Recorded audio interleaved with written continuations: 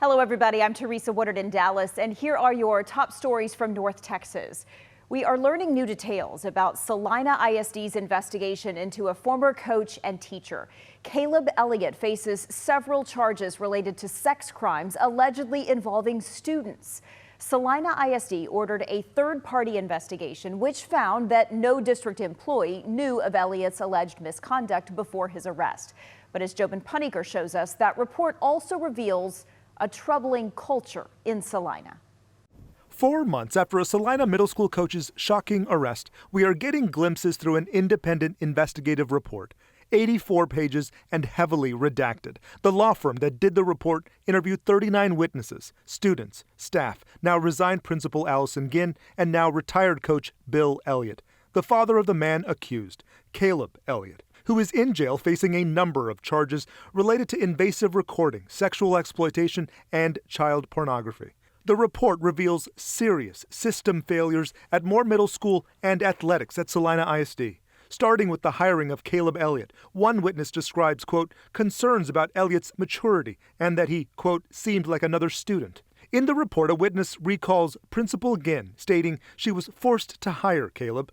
The firm concluded father and athletic director Bill Elliott exerted his influence. Allison Ginn shared a text about growing frustration with athletics, writing, makes me regret my decision to come to Celina. It's not fun, it's not human, it just doesn't seem real. The report also touches on allegations of an inappropriate relationship Caleb may have had with a student, a then senior.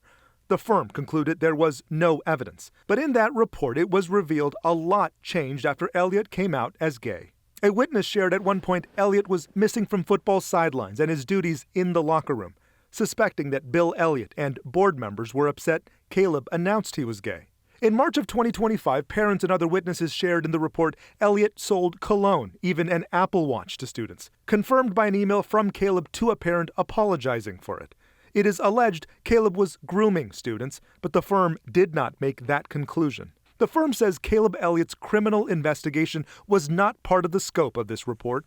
We asked Mitch Little, an attorney for 20 student victims. He says his clients were not interviewed for this report. He said this earlier in the week. It speaks for itself that the investigation is not complete, and I guess we will have to do the investigator's job for her. There is a district board meeting next week, and you can be sure there will be a lot said, and by all sides. In Celina, I'm Jobin Puniker. State Representative Jeff Leach, whose district includes part of Collin County, is calling for the Celina ISD school board to be replaced. He said in part, quote, the leadership of the district, starting with the school board members, are not just willfully ignoring the victims and their families. Now they are intentionally taunting and ridiculing them. They all should be replaced, and the entire house that Bill Elliott built scrubbed clean from top to bottom. The Fort Worth police chief wants to install bullet-resistant glass in every police vehicle. Chief Eddie Garcia, that is, says a new $1.2 million grant from the governor's office will help get that done. Hundreds of vehicles already have the glass, but the department plans to add it to 130 more this year. But when you hear shots fired and you know your officers are out there risking their lives for the community, your heart drops. Garcia has been dedicating $1 million annually from the Crime Control and Prevention District Fund for the bullet-resistant glass. Visitors to the historic courthouse in Tarrant County will now find a new 10 Commandments monument outside. Adriana De Alba spoke with organizers about how this project got off the ground. If this looks new, that's because it is a permanent 10 Commandments monument outside the Tarrant County Courthouse, and organizers tell us county leaders initiated this project. Tarrant County commissioners approved it. It's out on public property. It's out facing the sidewalk. And now, everyone who passes the historic courthouse in downtown Fort Worth will see it. I just decided to come later just so I could see it for myself. Brian Ullman, visiting from California, wanted to see the new memorial up close. It was erected during a ceremony today. That's so cool. Putting the 10 Commandments on display in downtown Fort Worth. Probably not any other symbol more iconic. Kelly Shackelford advocates for this. He's the president of First Liberty, a legal organization centered on religious freedom. They're starting to go up across the country. He says that's because recent Supreme Supreme Court rulings have shifted away from a strict separation of church and state. And opponents? It's a violation of the Constitution. Well, they argue it's concerning. America seems to be going more and more in the direction of a theocracy.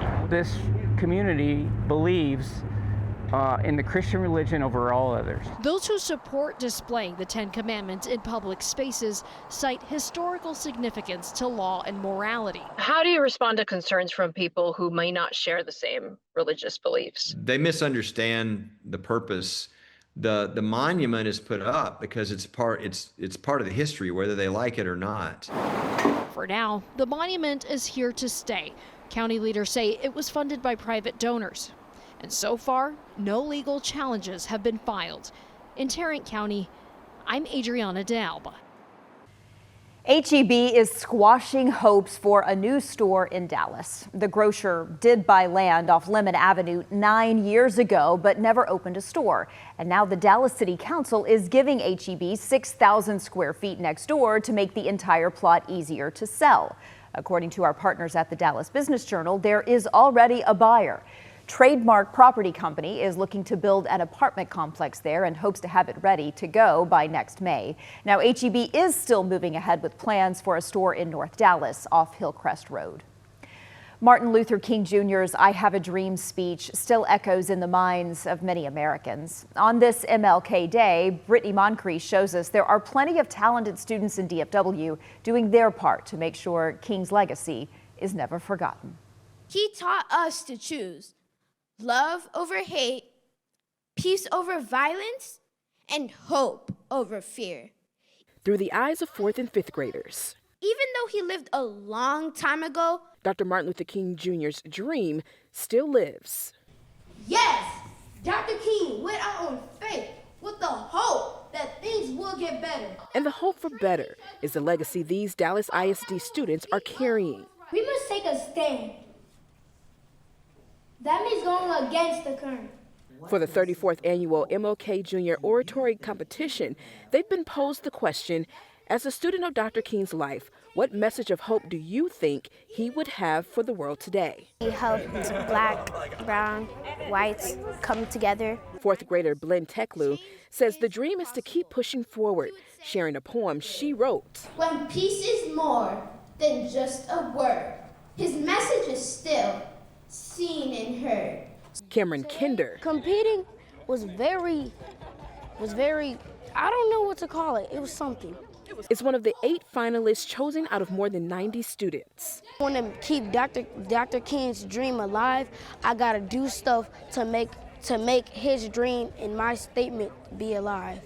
And pushing through their own fears and nerves, Cameron won 2nd place. Cameron Kinder. And Blinn first. So awesome. I'm very happy. Leaving us with a little inspiration of her own to further Dr. King's dream. Don't give up and keep going, keep loving. In Dallas, I'm Brittany Moncrief. Congratulations to her. Those are your headlines from North Texas.